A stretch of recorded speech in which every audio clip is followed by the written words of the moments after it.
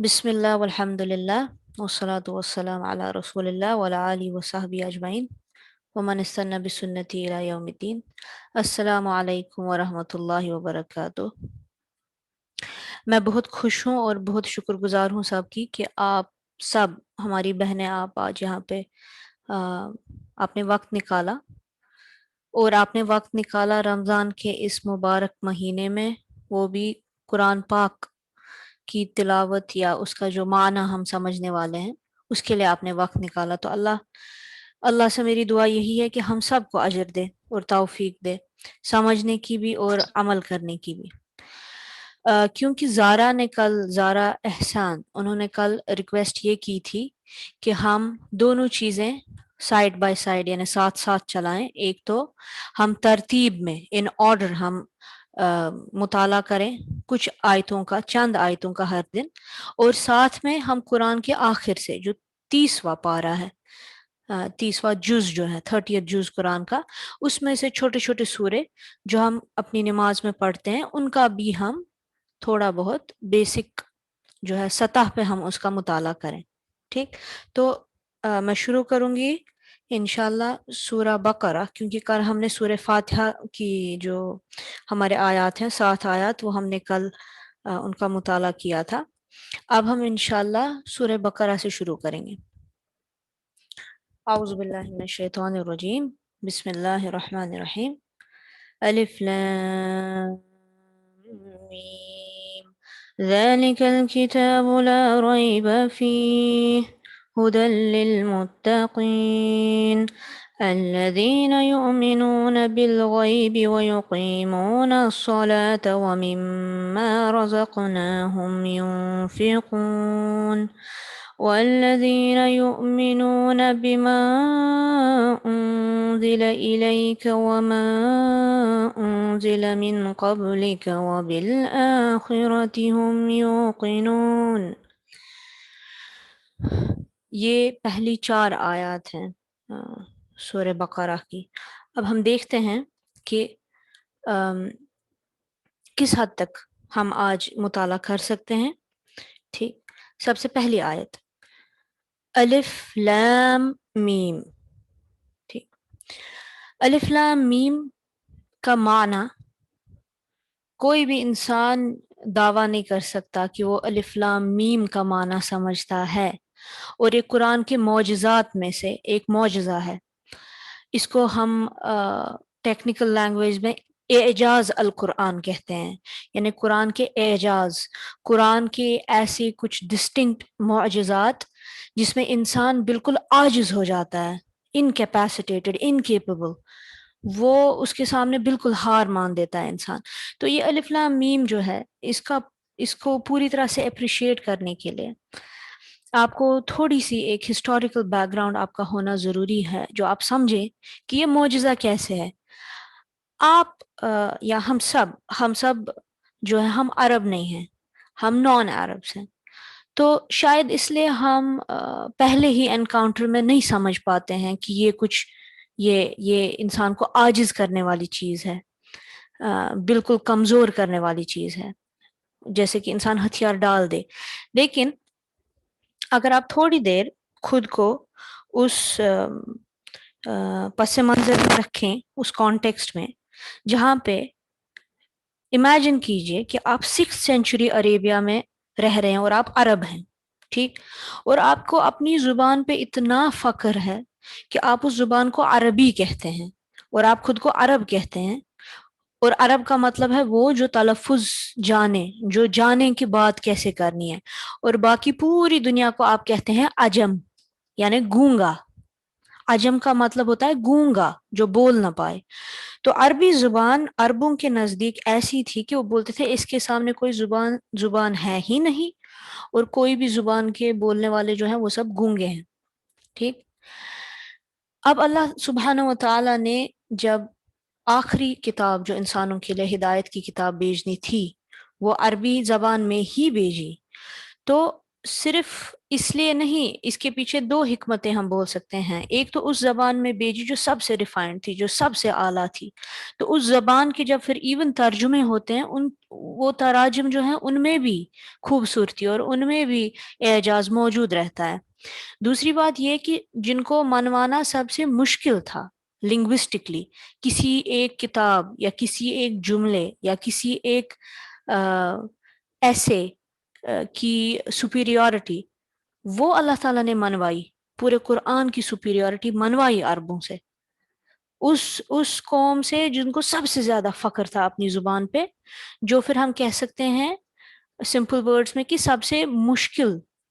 حالانکہ اللہ تعالیٰ کے لیے کچھ بھی مشکل نہیں ہے، لیکن اگر ہم ہیومن بینگس کی کیپیسٹی سے دیکھیں، اگر 6th سینچری میں کسی بھی انسان کو بولتے کہ تمہارے پاس چوائس ہے دنیا کی ساری لینگویجز میں سے کسی بھی لینگویج میں ایک بک لکھنا، اور لیکن وہ ایسی ہونی چاہیے کہ اس زبان کے بولنے والے ایک دم ہتھیار ڈال دیں، تو وہ کیا کرتا؟ وہ چوز کرتا کوئی ایسی لینگویج جس کے بولنے والے سب سے پہلے کام ہوتے، اور جس کے بولنے والے بالکل سیدھے سادے لوگ ہوتے، ان کے پاس نہ لٹریچر ہوتا، نہ پوئٹری ہوتی، نہ گرامر ہوتا، نہ کچھ ہوتا. لیکن اللہ نے کیا کیا؟ اللہ نے چوز کی سب سے ریفائنڈ، سب سے مشکل، سب سے اعلیٰ ترین زبانوں میں سے زبان، اور سب سے زیادہ گھمنڈ والے لوگ، سب سے زیادہ گھمنڈ والی قوم جن کو اپنی زبان پہ گھمنڈ تھی. اب یہ گھمنڈ توڑا کیسے اللہ نے؟ یہ سوچنے لائق بات ہے کہ فاتحہ، الفاتحہ کے بعد سب سے پہلا پیج قرآن کا، اور پھر سب سے پہلی آیت جو ہے وہ کیا ہے؟ الف لام میم. الف لام میم. الف کا کیا مطلب ہے؟ لام کا کیا مطلب ہے؟ میم کا کیا مطلب؟ ہم نہیں جانتے. کیا عرب جانتے تھے؟ نہیں. کمال کی بات یہی ہے کہ وہ بھی تو نہیں جانتے تھے، کیونکہ انسان آئیڈیاز کو ریپرزینٹ کرتا ہے تھرو لینگویج. ٹھیک، جب وہ آئیڈیا ہی اس کے پاس ابھی نہیں ہے کہ کس چیز کی بات ہو رہی ہے، جیسے کہ حروف یعنی الفابیٹ سے ورڈز بنتے ہیں، تو ورڈز کا تو ہم معنی سمجھتے ہیں، لیکن الفابیٹس کا معنی کیسے سمجھیں گے؟ آپ سمجھے؟ تو اللہ نے کیا کہا؟ اللہ نے کہا الف لام میم. اب اس کا معنی اصلی میں صرف اللہ جانتے ہیں. ان کو یہ قرآن کے معجزات میں سے ایک معجزہ ہے، اور ان کو بولتے ہیں، ایسے الفابیٹس کو ان کو بولتے ہیں حروف مقطعات، یعنی کٹے ہوئے حروف.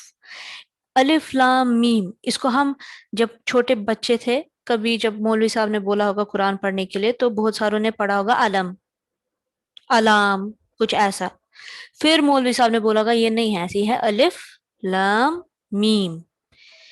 تو ایسے ہی قرآن میں ہمارے پاس ہے یاسین، طہ، صاد، نون، اور سب سے لمبا حروف مقطعات میں سے کاف ہا یا عین صاد. اور بٹر لا حامیم. حامیم. ٹھیک، اور الف لام میم سے تو آلموسٹ 3-4 سورہ قرآن کے شروع ہوتے ہیں. ٹھیک، ایسے ہی یہ جو سارے حروف مقطعات ہیں، یہ سب معجزے ہیں قرآن کی، کیونکہ کوئی انسان نہیں ہے، نہ 6th سینچری کا کوئی عرب پوئٹ، پورا چوٹی کا کوئی پوئٹ، کوئی گرامیرین، کوئی بھی linguist, nobody can tell you الف لام میم کیا ہے، یاسین کیا ہے، طہ کیا. ہاں، کچھ صحابہ نے اور ہمارے کچھ اسکالرز نے گیس کرنے کی کوشش کی، لیکن انہوں نے صرف اتنا کہا کہ یہ میرا اوپینین ہے. جیسے کہ ابن عباس رضی اللہ عنہ، انہوں نے کہا کہ مجھے لگتا ہے کہ یہ جو یہ الف لام میم ہے، یہ ایک کوڈڈ میسج ہے. تو یہ اصلی میں ہے انا اللہ اعلم. انا مطلب میں، اللہ اعلم جانتا ہوں، کہ میں اللہ جانتا ہوں سب کچھ. تو انا میں سے پہلا الفابیٹ الف، اللہ کا مڈل والا الفابیٹ لام، اور اعلم آئی نو میم لاسٹ کا الفابیٹ. یہ ڈاکٹر اسرار احمد کا بھی اوپینین ہے کہ انہوں نے بھی بولا ہے کہ حضرت ابن عباس ان کا یہ اوپینین تھا، بٹ یہ کبھی میجورٹی اوپینین نہیں بنا، اور ہم اس کو ایز ریفرنس نہیں لے سکتے، but it is an opinion. Again یہ صرف ایک کوشش ہے، یہ اعجاز القرآن میں سے ہے. تو پہلے ہی شروع ہوتے ہوتے ہی سب سے پہلے وہ جو سرنڈر کا کانسیپٹ ہے اسلام میں، ٹھیک، اللہ تعالیٰ کے سامنے خود کو سرنڈر کرنا. پوری یونیورس جو ہے، پوری کائنات، ہر ایک مخلوق انسان اور جن کے سوا، وہ ان کے پاس فری ول ہے ہی نہیں، ان کے پاس کوئی چوائس ہے ہی نہیں، وہ خود ہی سرنڈر کر دیتے ہیں بنا لڑائی کیے۔ انسان جو ہے وہ لڑائی کرتا ہے، وہ اکڑتا ہے، ٹھیک۔ سب سے پہلا کام جو قرآن کرتا ہے، اپنے ہتھیار ڈال دو، الف لام میم۔ جب عربوں پہ یہ نازل ہوا ہوتا پروفٹ صلی اللہ علیہ وسلم کے ذریعے، تو سوچو کہ ان کی کیا حالت، وہ ہکے بکے رہ گئے ہوتے، ان کے پاس ان کی ہی زبان میں ان کو کچھ بولا جا رہا ہے جس کا ان کو مطلب ہی نہیں پتا ہے، ٹھیک۔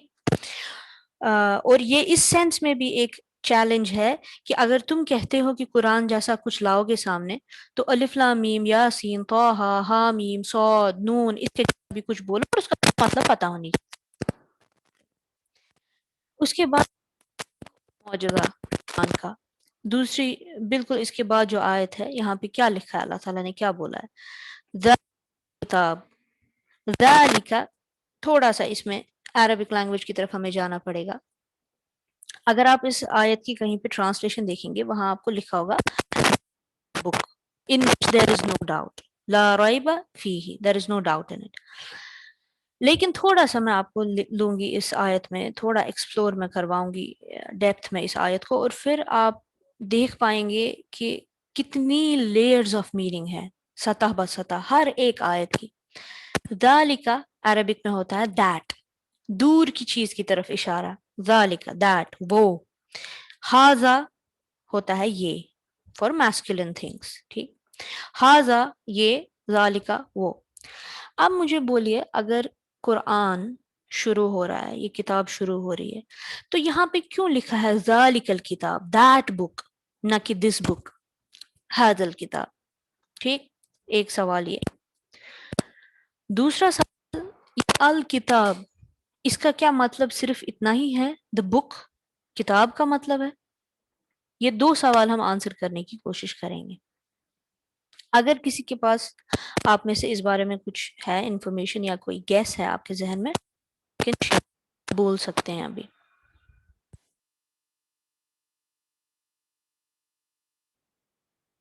ٹھیک، بیسکلی یہاں جو قرآن ہمارے ہاتھ میں اس وقت مصحف، یعنی قرآن کی کاپی، فزیکل کاپی، ہم لیتے ہیں کہ بس یہ قرآن ہے۔ ایک ہمیں سے تھوڑا ہسٹری میں جانا پڑے گا، قرآن کی ریویلیشن ہسٹری، اور پھر قرآن کی ریکارڈنگ کی ہسٹری، کہ قرآن کیسے پریزرو ہوا تھا۔ دیکھیے، الکتاب کا ایک ہے، لیکن الکتاب کا ایک معنی ہوتا ہے ریولیشن اور حکمہ۔ حکمہ کا معنی لنگوسٹک میننگ ہوتا ہے وزڈم، لیکن قرآن کے کانٹیکسٹ میں حکمہ کا بہت جگہ پہ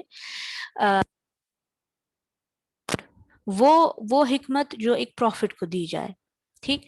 تو ہمارے نبی کریم صلی اللہ علیہ وسلم کو دو چیزیں دی گئی تھی، ایک تو کتاب ریولیشن، اور حکمت پروفٹ ہوڈ، ٹھیک۔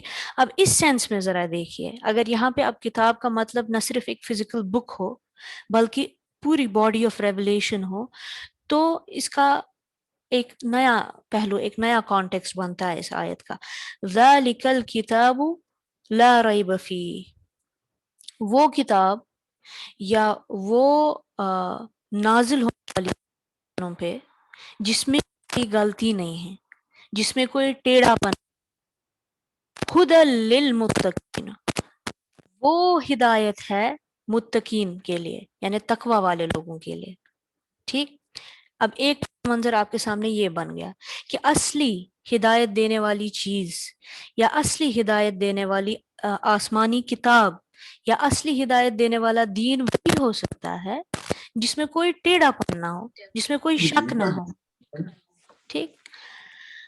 اور وہی چیز تم کی کتاب تقوی،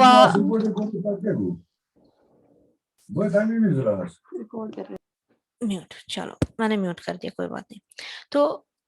تو کرائیٹیریا پہلے ہی اللہ تعالیٰ نے ڈال دیا کہ کون سی چیز، کون سی باڈی آف ریولیشن یا کس قسم کی ریولیشن، کس قسم کی وحی انسانوں کے لیے، اور کن انسانوں کے لیے، جن کے پاس تقوی ہو، جو سنسیئر ہوں، جو ڈرتے ہوں اللہ تعالیٰ سے۔ تو ان کے لیے کس قسم کی کتاب آیت بن سکتی ہے؟ وہ جس میں ٹیڑھا پن نہ ہو، وہ جس میں کوئی غلطی نہ ہو، وہ جس میں کوئی شک و شبہ نہ ہو، یعنی کہ انڈائریکٹلی قرآن کی طرف اشارہ ہو رہا ہے۔ لیکن اب یہ کس قرآن کی طرف اشارہ ہو رہا ہے؟ جس وقت یہ آیت قرآن کا حصہ بنی تب کیا کوئی فزیکل قرآن دنیا میں موجود تھا بھی؟ اس کے لیے آپ کو جانا پڑے گا ریولیشن آف قرآن کی ہسٹری میں۔ قرآن 2 بار ریویل ہوا ہے کائنات کی ہسٹری میں، یونیورس کی ہسٹری میں۔ پہلے ایک ریویلیشن وہ ہے جب اللہ سبحانہ و تعالیٰ نے اپنا آخری کلام، آخری ہدایت والی کتاب جو انسانوں کے لیے تھی، اس کو نازل کیا ہیونز پہ، سماوات پہ، ٹھیک؟ تو یہ ایک اناؤنسمنٹ جیسی تھی۔ زمین پہ یہ کتاب بھیجنے سے پہلے اللہ تعالیٰ نے آسمانوں پہ نازل کی، آسمان میں جو رہتے ہیں ان کے لیے نازل کی، فرشتوں کے لیے، سب کے لیے۔ اور یہ جو ہے قرآن کی پہلی ریولیشن، یہ سٹور کی گئی ایک جگہ پہ جو لوویسٹ ہیون ہے، اس کو بولتے ہیں بیت العزہ، لوویسٹ ہیون۔ وہاں پہ ایک سیکرٹ ٹیبلٹ ہے، اس کو بولتے ہیں لوح محفوظ۔ آپ نے لوح محفوظ کا نام کچھ بار سنا ہوگا۔ تو لوح محفوظ ہے کیا؟ وہ ایک کچھ ایسا ہے سیلسٹیل ریئل میں، out side this material world, ہم سمجھ بھی نہیں پائیں گے وہ کیا ہے ایگزیکٹلی، بٹ وہ ایک ایسا ریٹریول سسٹم ہے یا انفارمیشن کلیکٹ کرنے کا سسٹم ہے جہاں پہ اللہ تعالیٰ نے سب سے پہلے یہ پورا قرآن جو ہے اس پہ نازل کر دیا، ٹھیک؟ اور پھر جب ہمارے پروفٹ صلی اللہ علیہ وسلم اس دنیا میں آئے اور انہوں نے اپنی زندگی کے 30 سے زیادہ سال آلریڈی بتائے تھے اس دنیا میں، اللہ تعالیٰ نے یہ چوز کیا کہ وہ قرآن کو بھیجیں جبریل علیہ السلام کے تھرو۔ تو جبریل علیہ السلام وہ قرآن لاتے تھے اللہ تعالیٰ کی کمانڈ کے مطابق، جو اللہ تعالیٰ ان کو حکم دیتے تھے کہ کون سا حصہ، کتنی آیتیں، کون سی آیتیں حضور صلی اللہ علیہ وسلم کے پاس نازل کرنی ہے، ان کے پاس دینی ہے، اور پھر وہ باقی مسلمانوں کو کمیونیکیٹ کرتے تھے، ٹھیک؟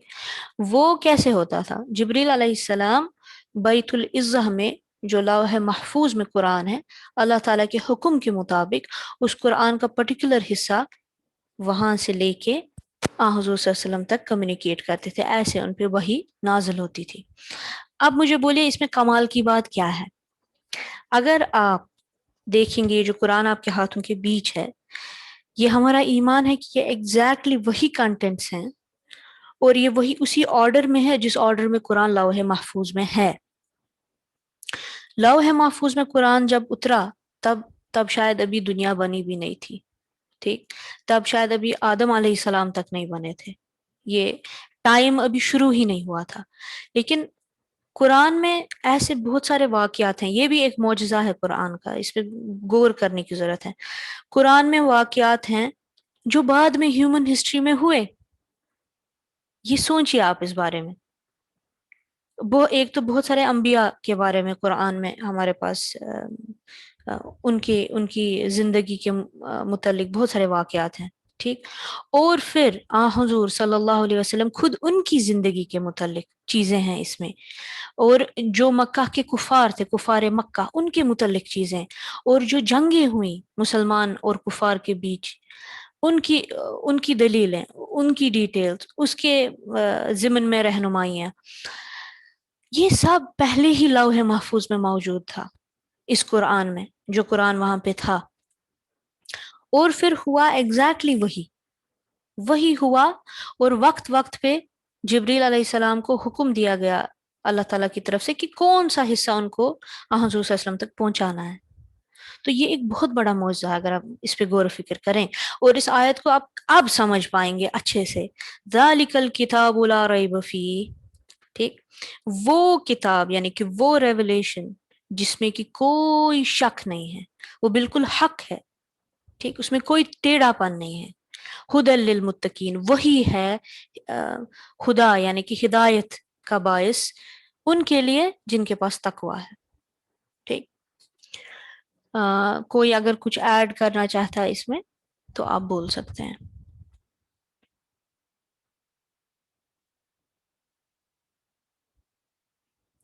ٹھیک، تو ہم آگے بڑھتے ہیں. اب جو ہے یہاں پہ اس کے بعد متقین تقوی والے لوگ جو ہیں ان کے بارے میں اللہ تعالیٰ نے اب ہمیں تفصیل سے بتایا کہ وہ ہیں کون، ان کی کچھ کوالٹیز گنوائی ہیں. کون ہے تقوی، کس کو بولتے ہیں یا کن کے پاس تقوی ہے؟ اللہ تعالیٰ کہتے ہیں الذین، وہ لوگ جو یؤمنون بالغیب، سب سے پہلے وہ غیب کی دنیا پہ، غیب کی چیزوں پہ، غیب کے امور پہ وہ ایمان لاتے ہیں. غیب کیا ہے؟ انسین ریالٹیز، اللہ سبحانہ و تعالیٰ، اللہ کے اینجلز، ٹھیک، قیامت کا دن، جہنم، جنت، یہ سب غائب ہے ہمارے لیے، یہ ہم نے اپنی آنکھوں سے نہیں دیکھا ہے. تو ان چیزوں پہ ایمان لانا اور قدر پہ یعنی ڈیسٹنی پہ ایمان لانا. آپ کو پتا ہوں گے وہ آمنت باللہ و ملائکتہ و کتبہ و رسلہ والیوم الآخر والقدر خیرہ و شرہ من اللہ. تو یہ جو چیزیں ہیں یہ سب آتی ہیں اس میں. ٹھیک، تو سب سے پہلے غیب پہ ایمان لانا. وَيُقِيمُونَ الصَّلَاةَ. اب دوسری ہی چیز دیکھیے، یہ ہمارے لیے مطلب غور و فکر کرنے کی بات ہے کہ ایمان کے بعد دوسری چیز اللہ تعالیٰ نے نماز کا ذکر کیا، صلاح. وَيُقِيمُونَ الصَّلَاةَ، اور وہ قائم کرتے ہیں نماز کو، وہ اس پہ قائم اور دائم رہتے ہیں. ایسا نہیں کہ بیچ میں پڑھی بیچ میں نہیں، وہ اس کو اپنی زندگی کا حصہ بناتے ہیں. وَمِمَّا رَزَقْنَاهُمْ يُنْفِقُونَ، اور جو ہم نے ان کو رزق دیا ہے اس میں سے نفقہ یعنی کہ وہ سپینڈ کرتے ہیں، ينفقون، وہ سپینڈ کرتے ہیں. ٹھیک، تین چیزیں. سب سے پہلی، اگر آپ کو کوئی بھی پوچھے اب تقوی کیا ہے یا کون انسان متقی ہے تو آپ کیا بولیں گے کہ تقوی صرف یہ نہیں ہے آؤٹ ورڈلی کچھ چیزوں کو پریکٹس کرنا، نہیں. تقوی تین چیزیں ہیں. ایک تو سچ میں پورا ایمان جازم، بالکل پوری پختگی سے ایمان ہونا ساری چیزوں پہ جو اللہ تعالیٰ نے مینشن کی ہیں. دوسرا، نماز کو، صلاح کو قائم کرنا، پرفیکشن سے قائم کرنا. اور تیسری چیز کہ سپینڈ کرنا، حلال چیزوں میں سپینڈ کرنا، اپنی فیملی پہ سپینڈ کرنا، غریبوں پہ سپینڈ کرنا، ہر اچھی چیز میں سپینڈ کرنا، بخیل نہیں بننا. ٹھیک، یہ تین چیزیں ہیں. اور اس کے بعد اللہ تعالیٰ نے ایک اور چیز، ایمان والی چیز پہ ایک بہت اسپیسیفک چیز پہ زور دیا ہے اللہ نے. والذین یؤمنون، اور وہ لوگ جو ایمان لاتے ہیں کس پہ؟ بما انزل الیک، اس پہ جو آپ پہ نازل ہوا، یعنی رسول اللہ صلی اللہ علیہ وسلم پہ جو نازل ہوا یعنی قرآن. وہ لوگ جو قرآن پہ ایمان لاتے ہیں. وما انزل من قبلک، اور اس پہ ایمان لاتے ہیں جو آپ سے پہلے نازل ہوا. تو ان سے پہلے کیا نازل ہوا؟ بہت ساری کتابیں، لیکن ان میں سے صرف کچھ قرآن میں مینشنڈ ہے. توراہ، زبور، توراہ موسیٰ علیہ السلام پہ نازل ہوئی، زبور داؤد علیہ السلام پہ، انجیل عیسیٰ علیہ السلام پہ نازل ہوئی، اور کچھ اور چھوٹی چھوٹی کتابوں کا نام ہے جیسے صحف ابراہیم و موسیٰ. یعنی ان بڑی کتابوں کے علاوہ ابراہیم علیہ السلام اور موسیٰ علیہ السلام کے پاس اور بھی کچھ چھوٹے چھوٹے انسٹرکشنز آئے تھے، انسٹرکشن مینولز یا پیمپلیٹس، ان کو صحف بولتے ہیں. تو وہ مسلمان ہے ہی نہیں، وہ انسان مومن ہے ہی نہیں جو صرف قرآن مانے.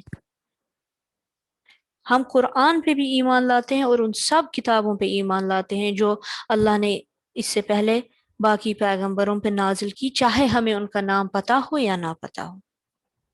ٹھیک، اور آخری چیز وَبِالْآخِرَةِ هُمْ يُوقِنُونَ، اور ان کو پورا یقین ہے آخرت کے دن پہ.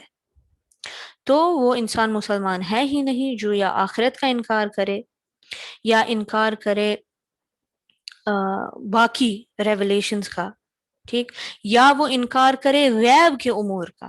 بہت سارے ہمارے پاس ہیں جو خود کو ماڈرنسٹ کہتے ہیں یا وہ خود کو کہتے ہیں ریشنلسٹ.